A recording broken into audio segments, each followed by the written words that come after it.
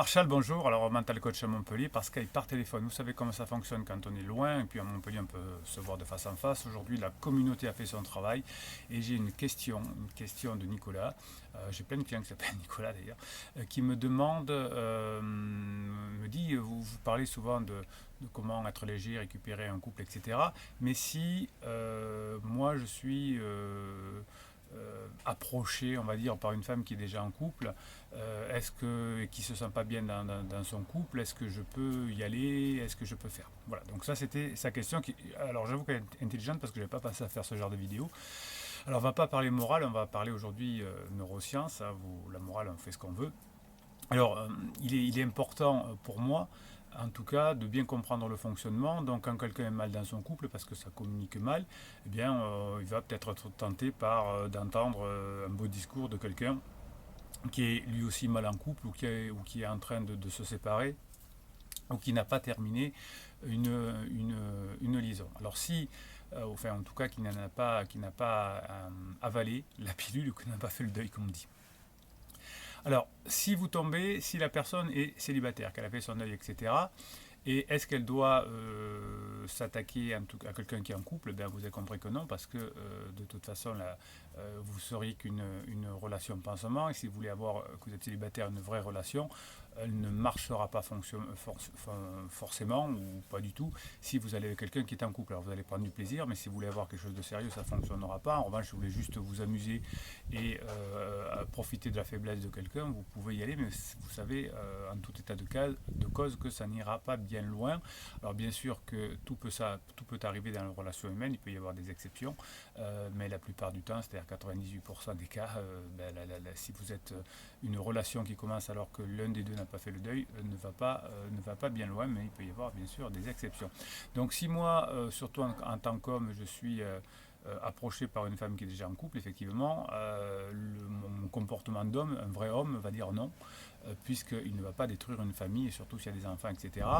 Un demi-homme, comme je dis, alors c'est pas péjoratif, va se laisser tenter pour son plaisir propre, parce qu'il ne connaît pas les règles du jeu, parce qu'il ne connaît pas ce qu'est être un homme, parce qu'il ne connaît pas la psychologie. Il va croire que pour lui ça peut fonctionner, que c'est pas si grave, que c'est se faire du bien, etc. Non, une relation adultère avec quelqu'un qui est déjà en couple va faire beaucoup de mal à la personne qui reste, à la personne aux enfants, bien sûr, des deux côtés. Donc c'est vraiment quelque chose qui fait beaucoup de mal. Donc si vous êtes un vrai homme, ne le faites pas. En tant que femme, eh bien effectivement, n'allez pas aussi, si vous aimez vos enfants, pensez aux enfants des autres. Hein, n'allez pas abîmer une famille. C'est toujours très, très, très délicat, et les enfants en souffrent toujours.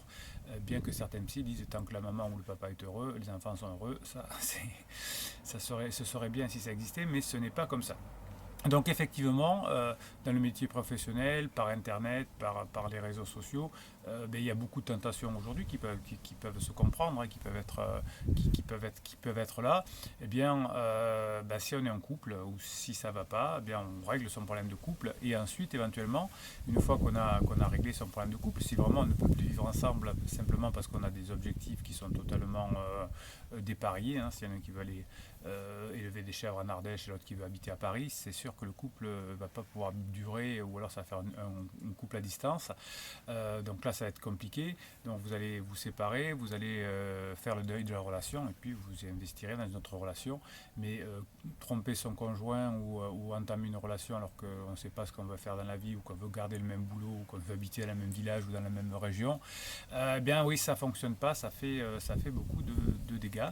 Donc si vous êtes célibataire, ben, vous avez plein de célibataires qui ont déjà fait le deuil de l'ancienne relation, qui vont être disponibles pour reconstruire une vraie relation. Alors c'est intéressant, quand on se met en couple, de faire le point et de se faire aider, non pas par un thérapeute parce que le couple va bien, mais plus par un coach qui va vous expliquer les règles de vie d'un couple, parce qu'on l'a peut-être un peu perdu. Et très souvent, ce que je m'aperçois, c'est que les couples qui ne vont pas bien ont perdu les codes de fonctionnement du couple, et bien, on croit que le couple est un enjeu de pouvoir, qu'on veut changer l'autre, etc. Et c'est pour ça que ça cartonne, et que lors d'une crise existentielle, on pense à se séparer.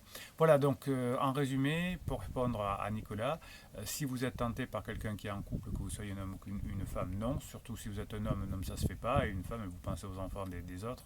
Vous n'aimeriez pas que votre mari convole avec quelqu'un d'autre et abandonne ses enfants. Donc effectivement, on ne fait pas tout ça. Voilà, alors pour moi ça allait sans dire, mais grâce à Nicolas j'ai pensé à le dire. C'est catastrophique, ça fait du mal, ça fait du bien à court terme. Vous savez que ce qui fait du bien à court terme fait du mal à long terme, et ce qui compte dans la vie c'est ce qui dure. Et vos personnalités du futur ne doivent pas souffrir de votre personnalité actuelle. Voilà, si vous pensez que cette vidéo peut inspirer des personnes qui se posent des questions, mettez un pouce en l'air et YouTube se chargera de, de proposer cette vidéo à des personnes potentiellement intéressées. C'est votre côté généreux, votre côté égoïste, c'est vous abonner à cette chaîne pour avoir des posts qui sont réservés à mes abonnés. Notre communauté fonctionne comme avec Nicolas, donc posez vos questions, donnez vos commentaires, donnez votre avis positif, avançons ensemble et faisons que les relations humaines s'améliorent entre nous et animaux, et puis nous avec nous-mêmes aussi, hein, puisque le coaching c'est souvent aussi quelqu'un qui veut comprendre comment il fonctionne, comment il avance, et puis qui permet à l'autre d'être bien. Voilà, je vous souhaite une très bonne journée, un très bon week-end si vous êtes en week-end, et à bientôt.